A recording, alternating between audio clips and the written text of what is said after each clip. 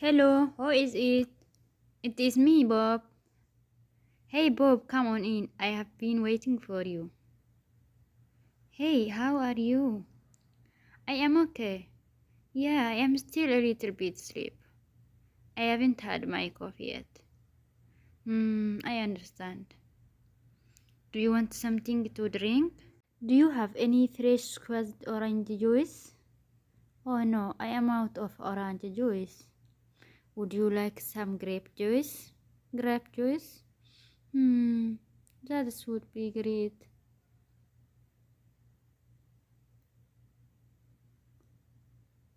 Oh, sorry, out of grape juice too. That is too bad. Have you had breakfast yet? No, have you? No, I haven't. Are you hungry? Yes, I am. Let's go out and get something to eat. Okay, that sounds good. My auntie has a breakfast shop near here. Great, let's go there. Okay, let's go.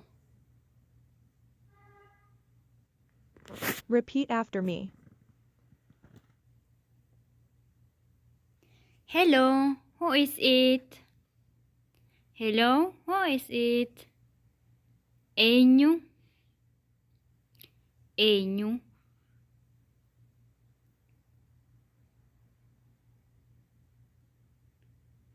It is me, Bob. Ana Bob. It is me, Bob. Ana Bob.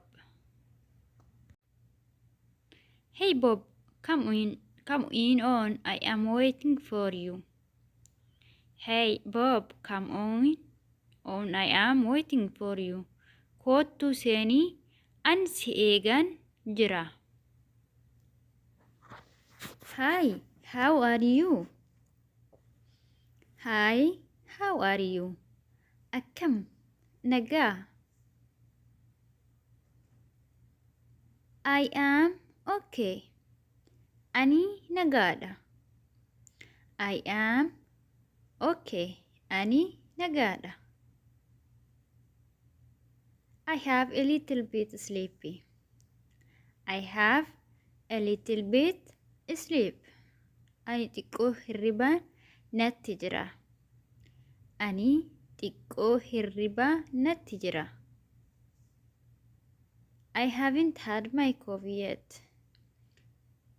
Ammatti buna hin dhugne. I haven't had my coffee yet. Amma duratti buna hin dhugne yookaan hanga ammaa buna hin dhugne.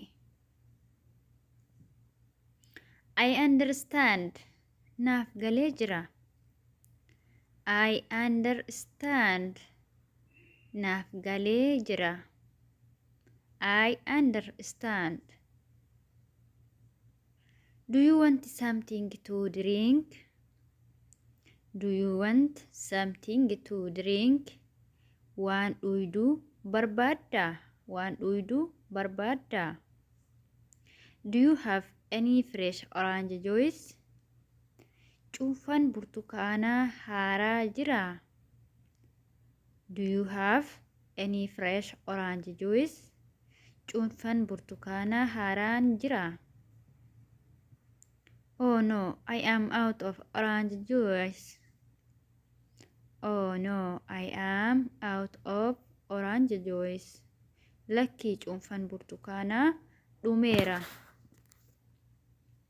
Would you like some grape juice?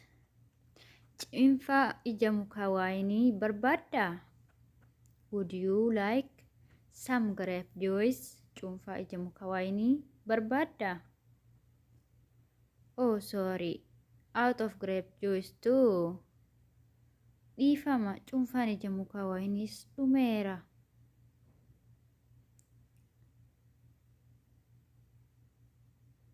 That is too bad. Kun baay'ee hamaadha. That is too bad. Kun baay'ee hamaadha. Have you had breakfast yet? Amma ati ciree nyaattee jirtaa? Have you had breakfast yet? Amma ati ciree nyaattee jirtaa? No, I haven't. Have you? Lakki hin nyaanne. Ati hoo nyaattee? No, I haven't. Have you?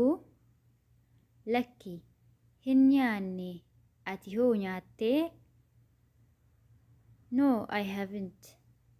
Are you hungry? No, I haven't. Are you hungry? Anis hin nyaanne. Beeloftee jirtaa? Yes, I am. Let's go out and get something to eat. Eeyyan beela'eera. Mee gad baanee waa haa nyaannu. Yes, I am. Let's go out and get something to eat. Eeyyan beela'eera. Mee gad baanee waa haa nyaannu.